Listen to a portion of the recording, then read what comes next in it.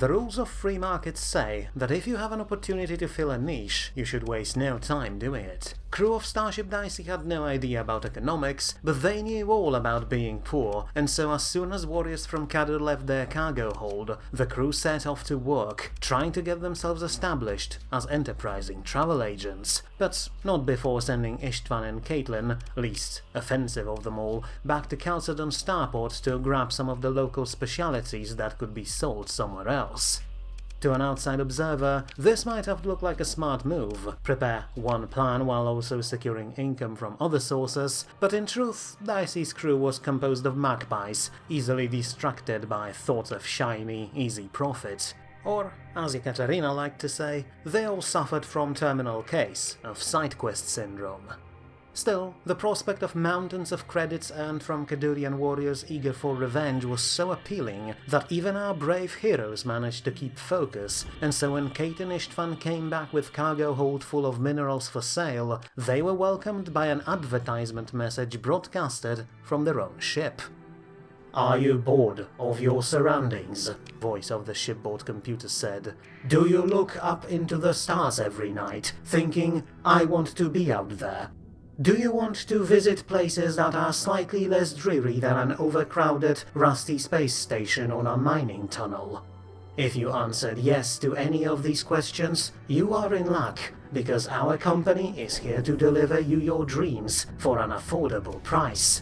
It doesn't matter where you want to go and how many people don't want you to go, we will deliver you to your destination no matter what.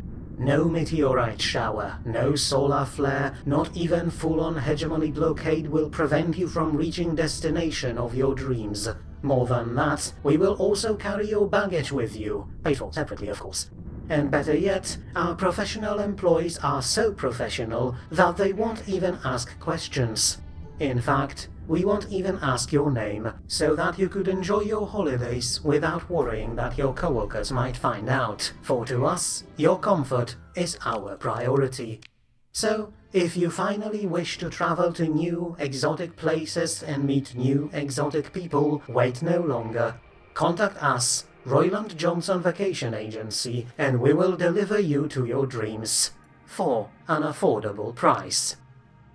Is there any reason we have to use my name for this? Shouldn't we use yours since you're the captain? Royland asked, annoyed after listening to this whole spiel. Because you are the most recognizable of us, that's why. And it's not like we can use my name without bringing an entire hegemony navy on our heads. Dexius replied. Yekaterina nodded to that from behind her screen. He's right. I saw Dexius and Caitlin on several security bulletins. They really don't like them out there. Looks like his smuggling made more impact on the sector than your peasant rebellion. Umbra added, throwing a cold smile at Royland. Wait, since when we have a ship computer? Istvan asked. Since the very start, Caitlin replied, shaking her head in resignation. Istvan really was paying attention only to his food most of the time. But I have to agree with Royland on this one. Using our actual names for that is not exactly the smartest idea. He'll be fine, Dexius said, lying. We're on the run from the law most of the time anyway. What's the worst that could happen? Said law can follow the frequency that we sent this message on, pinpoint our location, and send us all to a gulag. Although we'd be lucky if we just ended up in a work camp, especially now that we broadcasted it from goddamn Chalcedon orbit. Then it's all the more reason to get the hell out of here as soon as possible and get back to Cadu space, Dexius replied. And besides, sending it from here was the best option. I doubt anyone was in a fleet into this den of maniacs just to look for us. Caitlin was still not convinced though and retreated behind her console, muttering something under her breath. Dexius, who on occasion remembered that he was actually responsible for his adoptive daughter, walked up to her with the best smile on his face. I just want us to stop being poor for a while. Get us a future, you know? And besides, I left the best for last. That advert, the one we just sent out, that was just a promo version. The final one will have an actual jingle to it. And I want you to make it. Oh, a musical jingle. Caitlin's frown disappeared as if it was never there. Give me a moment and I'll make the best one ever. As was said, magpies. Fortunately, luck was on their side again, and after Yekaterina pulled up market data from across the sector, she realized that goods they picked up were in high demand by no other than their new best friends from Kadur, and so Dicey plotted course for their system again, but this time aimed not at Revenant, but at much more organized, and probably better paying facility of Fortress Gehenna, last official holdout of Kadur theocracy. And though none of the crew members on Dicey cared much about them, there was actually a good reason why these religious soldiers paid so much for pretty much anything. Several decades ago, Kadur theocracy was a budding, expanding nation in the sector, but it also had a bad luck of being right at hegemony's border. With religious dogma being their main gimmick, they had precious few friends across the stars, but more than that, they were unwilling to accept hegemony, which led to an unexpected response. Raids turned into skirmishes and then into full-blown battles, but after several years of indecisive combat against relentless religious warriors, their enemies decided to stop fighting by their rules and get this whole war business over and done with as soon as possible. Few weeks later, planet Kadur itself was blanketed with containers of toxic gas, and within just few days, life on the planet was reduced to just microbes and some extremely resilient insects. In less than a week, Kadur theocracy lost 85% of its population, but more than that, it also lost its only world, which supplied their fleet with everything they needed. That left only their main military hub, Star Fortress Gehenna, operational, but over the next few months people of Kadur realized that they had no way of feeding or fueling even a tiny fraction of their navy with their current resources, leaving them, quite literally, starved for all goods. What's more, a lot of remaining holy warriors had to either try their luck becoming raiders or starve, or, as those ones Dicey transported to Chalcedon, try to find revenge somewhere else, and Ladik Path offered best opportunity for it. Of course, our intrepid crew could not care less. To them, it was just a business opportunity, and so as they arrived at Gehenna and unloaded their goods, bought up by local merchants within moments, they went on with their plan to expand their newly formed company. And for that, they needed another ship. Luckily for our heroes, if there was one thing Fortress Gehenna had in abundance, it were vessels and pilots for hire, as well as unnervingly large stockpiles of weapons, now gathering dust in warehouses as remnants of the theocracy had no means to send them on their enemies. Still, a quick trip across hangar bays and bars revealed at least 24 of available ships, from massive carriers that professional navies would be proud of, to small cargo freighters used to ferry goods within systems, without jumping into hyperspace. Needless to say, with their limited budget, our intrepid crew mostly focused on the smaller ones, but as they walked across one of the hangar bays, their decision was made for them, as they were accosted by a large, burly man with overwhelming amount of facial hair. "Ahoy there, stellar wanderers," he said, jumping down from some cargo crates where he drank something that reeked of alcohol and domestic abuse. "I can see in your eyes you're looking for a ship, me kids, and you're in luck. You found me and my gargoyle, the best captain and best ship this side of Milky Way." We might be. Dexius responded, remembering that you don't ever show your intentions in trade talks like this one. And how could you tell we're looking for a vessel, anyway? That got a chuckle out of the big man, and he took a swig from his reeking bottle before he continued. "Why, 'cause I saw how you were looking at my beauty here. I saw that lustful look in your eyes as they wandered over sleek curves and followed lines all the way to her juicy core. I can see love at first sight, strangers, and you were enchanted by Gargoyle the moment your eyes spotted her." Behind the man, his ship, presumably Gargoyle, was standing, slightly tilted to one side, in an open hangar bay. It was a Greyhound-class small frigate, and, to be very generous to it, it was pretty much just a metal cube with engines and some extra bits stuck to it. It was a bit smaller than Dicey, maybe 50 meters long in total, and unnervingly well polished, but no matter how hard you looked, it was difficult to find the beauty this big man was talking about. Are you sure you're talking about your ship? Caitlin asked. "Of course. What other beauty is there in this sad place?" the man responded, trailing his fingers across the hull of his vessel in a way that unnerved everyone who saw it. As I said, I can tell if someone's looking for quality, and you have in your eyes look of entrepreneurs on their way to fame, glory and wealth, and for that, you can't get better than me and my gargoyle. Amber opened her mouth to say something, presumably offended by someone calling a flying brick greater beauty than her, but before she could utter a single word, Royland stood in front of her and said, Oh my. Deal, you're hired. Royland, could you stop being gun sexual for a minute? Caitlin reacted first, dragging him back a bit, or rather trying to drag him, since Royland was a lot larger than she was. Don't you think we should discuss it with ourselves first? We're taking this one. Just look at the top of it. Royland responded, his eyes still fixed on the ship.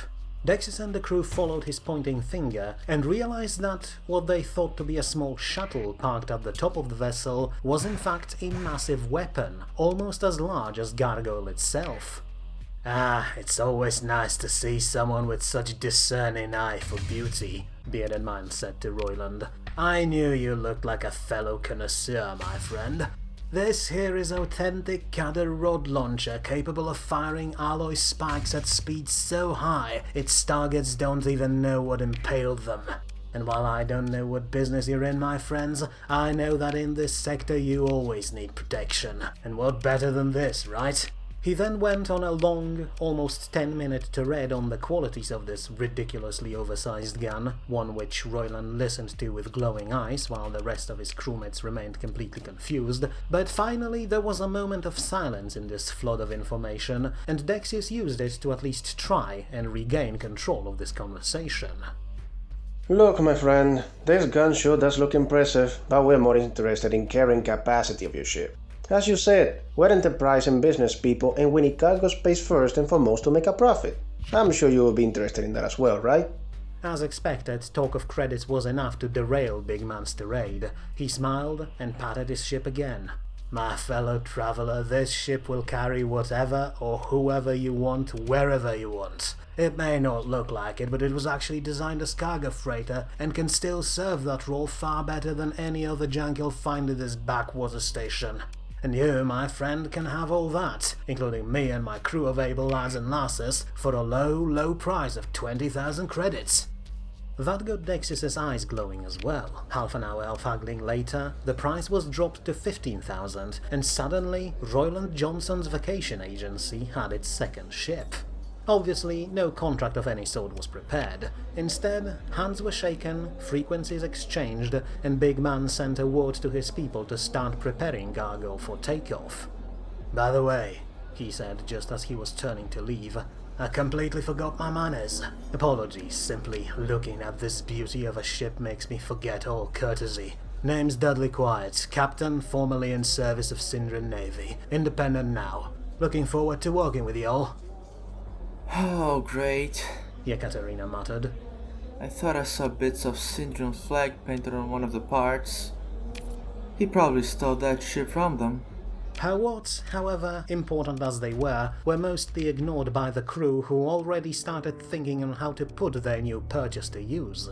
With another ship, supplies needed for the journey back and forth could be stored there, while Dicey itself could be fully refitted to carry passengers and their goods. And, thanks to information received from the old man, our crew knew full well that Cadurian warriors were more than eager to bring in new souvenirs for their trip to Chalcedon. Souvenirs in form of many, many unmarked crates, filled to the brim with heavy weapons and ammunition. 2 days later, when RJVA fleet departed Gehenna, both of its ships were loaded up to the limit with grim, heavily armed people lounging uncomfortably on enough weaponry to outfit a small army. It seemed that Dicey, Gargoyle and their crews were on a straight, albeit slightly illegal, road to riches, and nothing could go wrong there. Nothing, except for the minor fact that, as mentioned before, our intrepid crews had a lot in common with magpies. The distraction came as soon as they docked at Chalcedon spaceport again, though at first it did not look like it. The crew simply made its way to Luddick spaceport, noting that this time there were a bit more activity around, and unloaded all of the tourists and souvenirs they picked up at Gehenna, once again surprised at the sheer amount of money they received in return. Then, like before, they picked up some of the local specialties, in unmarked containers of course, and went for a drink. But instead of just flying back to Cadder space, they decided to make a detour through Asconia, home of Syndrian diktat, where they could sell goods they just picked up for the highest price. This is a bad idea, Dexius. Yekaterina said after she noticed their new course. You know Syndrians have dozens of fleets patrolling their home turf, and unlike the hegemony, they don't bother with harassing smugglers like us. They just shoot on sight. I know, which is why we're not going to any of the Syndrian worlds. Dexius responded, and then, after everyone breathed a sigh of relief, he added, We're just going to drop the goods at Umbra. Suddenly, the captain found himself in a center of very focused attention from his crew members. Oh yes, this is a perfect idea. Instead of militaristic fascists who shoot on sight, let's go visit pirates who shoot on sight, Caitlin said. Would you relax? Dexius replied. I know a guy who knows a guy who can arrange a safe passage for us. Besides, I talked to Mr. Quiet and he said he also has someone on the surface there, so don't worry about it. I'm not setting foot on that den of scum and villainy. Umbra scoffed. Probably for the best. Istvan mumbled from his corner. Last thing we want is you offending another warlord. I never offended anyone. I simply stated the truth, that she was an unwashed savage, unworthy of calling herself a human. Yes, and because of that, now we can't go anywhere near Cape Town Starworks, where, let me remind you, Dexius and I stashed most of our savings from the last few years. Caitlin reminded. Doesn't matter now. Royland said, trying to stop another argument before it spiraled out of control. What's done is done. As far for Dexius' plan, it's not very good, I admit. But I'd like to go to Asconia anyway. Heard some of my friends from the old days made it to Umbra, so maybe I'll be able to find them there. Yes, let's do that. Dexius responded. Your revolutionary friends are, after all, always reliable and they never ever want to kill you. I just want to meet one fucking person from my old life who still likes me. Royland pleaded. We're criminals, Royland. No one likes us. Caitlin replied. But we should go there anyway now that we have the cargo to sell. But no distractions. Just dock, drop off the goods, and fly away. We have a good deal with the Cadder people, so let's not mess it up. We all know what happens when we get distracted. And so to Asconia they went, without knowing that this trip would be beginning of the end of their enterprising career in logistics. The first part of the trip went surprisingly well, especially considering that the destination was a planet controlled entirely by various criminal organizations and pirates.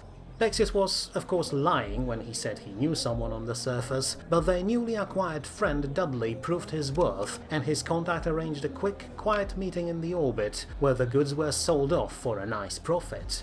But also, during that trip, Captain Dexius and his new company started thinking about the future, namely maximizing their profits, and so they decided to not go back to Cadder space right away, and instead go to Syndra itself and try to get themselves another ship. But it was during that part when, on one seemingly unremarkable night shift, things suddenly went wrong. Oh, damn it all. Yekaterina muttered, woken up by blaring alarm and seeing 24 red dots on the sensors. Everyone, wake the hell up. Syndrian fleet in sensor range. They're scanning us. Unfortunately, her warning fell on deaf ears. Dexius, who liked to say that he worked best after a few drinks, was dead drunk behind the helm, and Yeka couldn't even hope to wake him up. Istvan, on the other hand, had no idea what to do, and so onboard hacker had to spend precious few minutes trying to wake up Caitlin, who, besides her deadbeat adoptive dad, was the only one who knew how to switch the ship to silent running. When she finally reached the engine room, though, everyone realized that it was a bit too late. "Attention unidentified ships," a stern voice said through the comm. "This is 27th Syndrian Patrol Fleet. Your transponder is not broadcasting your credentials, which is a violation of galactic law. Turn it on immediately or face the consequences." Understandably, Dicey's crew suddenly started to feel very unsafe, but Dexius, now awake due to all the commotion, tried to salvage the situation. Of course, yes. We'll do it as soon as we can. He slurred into the microphone. I honestly thought it was working. You see, we had an accident. A tragic, unfortunate accident on the way. An asteroid crashed into us and it messed up all onboard instruments, but we are already fixing it. No need to worry. Good, the stern voice said. In that case, we'll wait around until you can fix it. As you wish. But that asteroid was quite large and the damage it caused to us was really extensive, so it may take us a while. Maybe even several days. Don't worry, Syndrian officer responded. We have time. In that moment, though, Caitlin finally switched engines to silent running, and Dicey became nothing more but background noise in the endless black void of space. Everyone breathed a sigh of relief, but their elation only lasted for about 7 seconds, after which the comm sounded again. It seems you're suffering from more than just faulty transponder, Syndrian said. Your engines must be broken as well, because we can't see you anymore. That was sort of the plan here. Caitlin muttered. Not to worry, though, the officer said eagerly. We managed to scan you already, and we know your position and course, so we're moving in to intercept you. With your extensive damage, I'm sure you will be happy to see us in a few days. That, of course, caused no small amount of dread among Dicey's crew, who already started preparing their vessel for emergency escape, but then, to their surprise, Syndrian called them again. You sure about that, sir? The voice asked someone on the other side. Very well then. Apologies, strangers, but unfortunately we can't afford to pick you up and escort you back to Syndria right now, as we are on the lookout for a known criminal, but I'm sure you will be fine without our assistance. We'll do our best to stay alive, Dexius responded, still unable to believe this stroke of good luck. But then, because he was Dexius, he had to add, but maybe you could tell us who the criminal is. Maybe we saw the ship somewhere along the way. Another hushed conversation took place on the other side, this time a bit longer, but the voice finally spoke again. No harm telling you, I suppose. Her name is Eleanor Kerenska, and she was last seen flying a small squadron of Lasher-class frigates. There's a warrant for her arrest and a bounty for bringing her dead or alive, but if I were you, I'd stay away. From what I saw on the scans, your ships don't stand a chance against her squadron. And with that, the connection was shut down, and Syndrian fleet moved on to look for their targets. But on board of Dicey, another discussion was already taking place. Change of plans. Dexius, we need to find that pirate before the Syndrians do, Royland said. Let me guess. She was one of your communist friends, right? Amber said, already expecting trouble. Well, yes, but she was a good one. Brave and damn loyal. Yes, sure. She was so good that she instantly became a wanted pirate. We're not wasting our time on chasing down yet another one of your contacts. Not after the last dozen of them wanted to kill you. And us. We don't even know where to look for her anyway. Caitlin responded.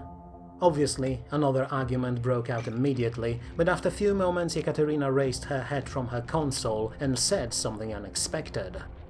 Guys, I think we should actually follow that lead. I think I know why Syndrians are chasing her. All eyes instantly turned to timid hacker girl, who began explaining what she found. When Dexius was trying to lie to Syndrian officer, Yekaterina did her best to try and use her hacking skills to get into their systems, something that, to her surprise, proved to be easier than she expected. She rummaged through Syndrian files and found a dossier with data of that Eleanor Kerensky, and in it was the reason why the fleet was so eager to catch up to her. As it turned out, Eleanor got a hold of coordinates of an ancient, domain-era exploration probe, and by got a hold of it, Syndrians meant that she stole it from them. With probes like that being extremely valuable, simply for the sheer exploration data they contained, there was little wonder Syndrians wanted to get this information back, while Eleanor, most probably, was eager to get that data for herself so that she could sell it. Unfortunately, she commanded only Lasher frigates which, while maneuverable and dangerous, were not exactly designed for long-range travels, and so she first had to get herself something more reliable, something that, as Royland noticed, opened up an interesting opportunity. We kill 3 birds with 1 stone here, he said, after Yeka finished her explanations. We can find Eleanor, find that probe, and get the data to the Syndrians, so that way next time they'll look more kindly at us. You're aware They are offering a bounty for your friend, not for the probe, right? Istvan asked. Sure, but they'll still probably pay us for bringing them that data.